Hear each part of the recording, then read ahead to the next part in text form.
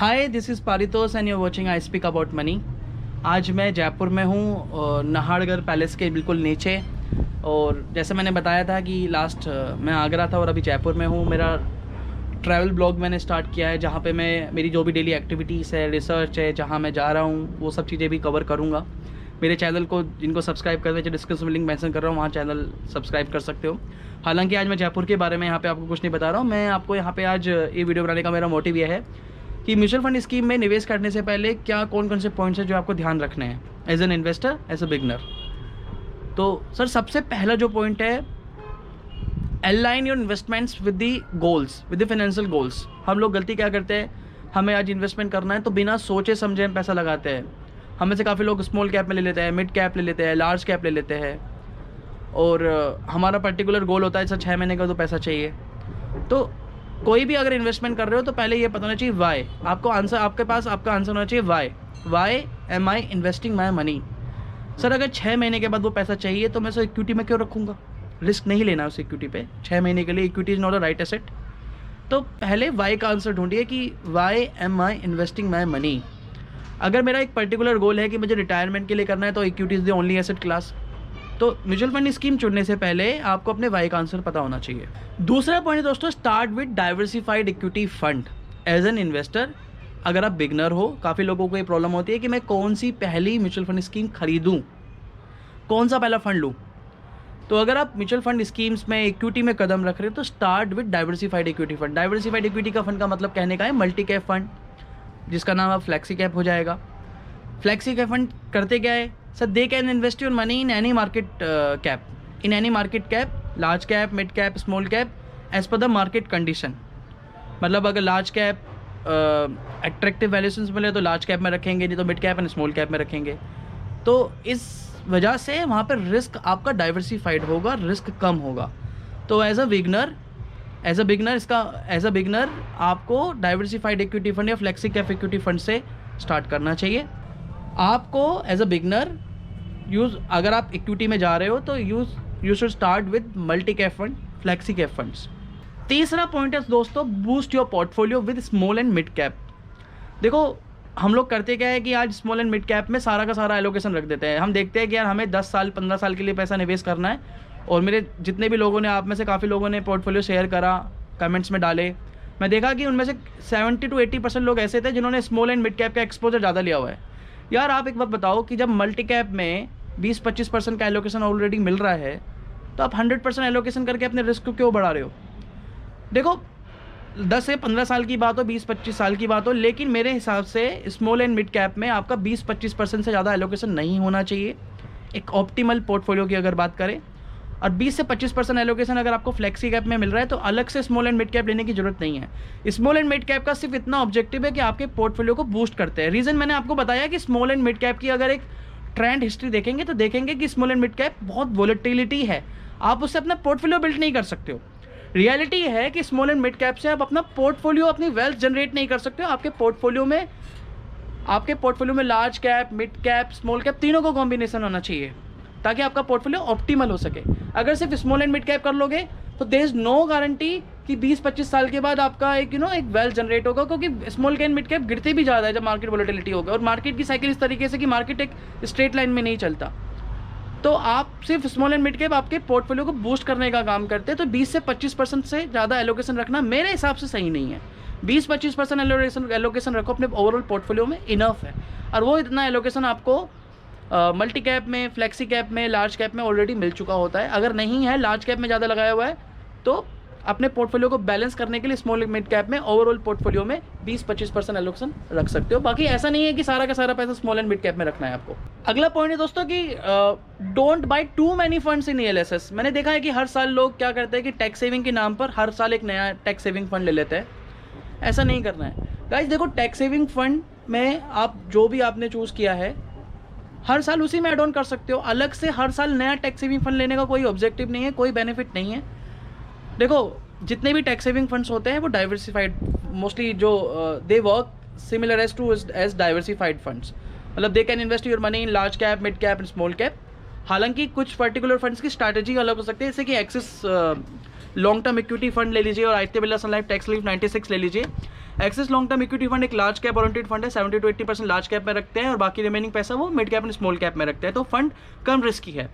वहीं आदित्य बिरला सन life technically 96 आपका more risky है if you will compare with the axis long term equity, because 70 to 80% वो पैसा अपना mid cap and small cap में रखते हैं, अभी तो 50-60% एलोकेशन होगा, बाकी रिमेनिंग वो लार्ज कैप में रखते हैं। तो अपनी रिस्क अप्रोच के हिसाब से फंड चूज़ कीजिए और हर साल उसी में फंड में अपना एडिशनल इन्वेस्टमेंट कर लीजिए। ऐसा नहीं है कि आपको फंड मैंने आपके रिलेशनशिप मैनेजर ने या बैंकर ने बोला कि सर ये वाला फंड ले लीजिए, हर साल एक नया फंड खरीद रहे हो, उसी फंड में नया एड ऑन कर सकते हो। होता क्या है कि देखो टैक्स सेविंग फंड्स में आज भी बैंकर्स को 3 से 3.5% कमीशन आता है आपके इन्वेस्टमेंट्स पे।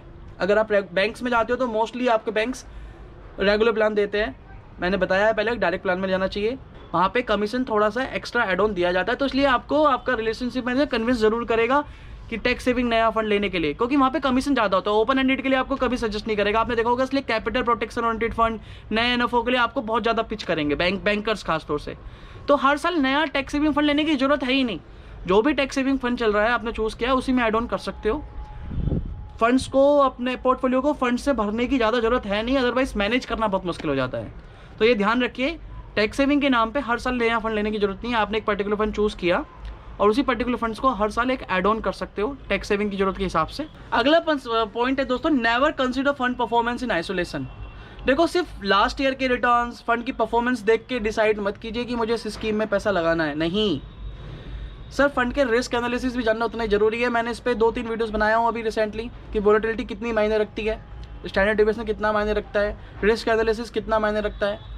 रिस्क एनालिसिस आपको ये जानने में मदद करता है कि सर फंड कंसिस्टेंटली कैसा परफॉर्म कर रहा है। तो सिर्फ मैंने देखा होगा, जिन लोगों ने मेरी वीडियो नहीं देखी, लार्ज कैप पे मैंने वीडियो बनाई है, वहाँ पे मैंने पूरा एक्सप्लेन किया है कि लार्ज कैप फंड चुनने के लिए आपको परफॉर्मेंस एनालिसिस देखना है, देन रिस्क एनालिसिस देखना है। परफॉर्मेंस एनालिसिस में मैंने कुछ आपको फंड का अल्फा बताया, फंड का शार्प रेशो बताया, फंड का रोलिंग रिटर्न्स बताया। देन रिस्क एनालिसिस में मैंने स्टैंडर्ड डेविएशन बताया, बीटा बताया और upside and downside capture ratios बताई है। तो फंड की परफॉर्मेंस के साथ में आपको रिस्क एनालिसिस भी करना बहुत जरूरी है। अगला पॉइंट है दोस्तों, स्टिक टू ग्रोथ प्लान्स। देखो अभी dividend option is not a lucrative option right now. Tax perspective से देखा जाए तो डिविडेंड में अब लगता है टैक्स, मतलब जो भी आप डिविडेंड इनकम कमा रहे हो वो आपकी इनकम में क्लब होगी और आपको टैक्स देना होगा। तो इस हिसाब से डिविडेंड ऑप्शन अब एक बेटर ऑप्शन नहीं है। अगर आपको रेगुलर इनकम कमानी है, आपका ऑब्जेक्टिव है कि मुझे म्यूचुअल फंड स्कीम से रेगुलर इनकम चाहिए, इसी वजह से हम डिविडेंड लेते थे एक्चुअली, तो उससे लाख गुना बेटर है कि आप एसडब्ल्यूपी में जाइए, सिस्टमैटिक विड्रॉल प्लान। वो ज़्यादा टैक्स पर्सपेक्टिव के हिसाब से देखा जाए तो ज़्यादा किफ़ायती है, ज़्यादा फ़ायदेमंद है। डिविडेंड अब इतना ज़्यादा लुक्रेटिव नहीं रहा, डिविडेंड पे लगता है टैक्स। और डिविडेंड मिलता कहाँ से सर? आपकी जो भी ग्रोथ एप्रिशिएट हुई है वहीं से डिविडेंड मिलता है, नहीं आपके पैसे को आपको वापस दिया जा रहा है, उस पर टैक्स लगेगा। तो बेटर होगा कि ग्रोथ ऑप्शन में जाइए। हालांकि मैं इस पर एक अलग से सेपरेट वीडियो बनाऊंगा जहाँ पे मैं ग्रोथ और डिविडेंड का आपको पूरा एक्सप्लेनेशन दूंगा, क्यों डिविडेंड में नहीं जाना चाहिए, एसडब्ल्यूपी में कैलकुलेशन कैसे करनी चाहिए, वो बनाएंगे हम कभी। लेकिन ये पॉइंट ध्यान रखिए कि growth option is a better option. अगर आप एक आप लॉन्ग टर्म इन्वेस्टर हो और रेगुलर इनकम भी कमानी है तो SWP is a better option. Dividend option अब इतना इतना बेनिफिशियल नहीं रहा है, चाहे आप रिटायर्ड हो और चाहे आप नए इन्वेस्टर हो, एग्जिस्टिंग इन्वेस्टर हो। डिविडेंड ऑप्शन से बेटर है ग्रोथ जाइए, और आपको रेगुलर इनकम चाहिए तो सिस्टमैटिक विड्रॉल प्लान को चूज करना एक बेटर ऑप्शन हो सकता है। लास्ट पॉइंट है दोस्तों, derisk your portfolio as your goal reaches.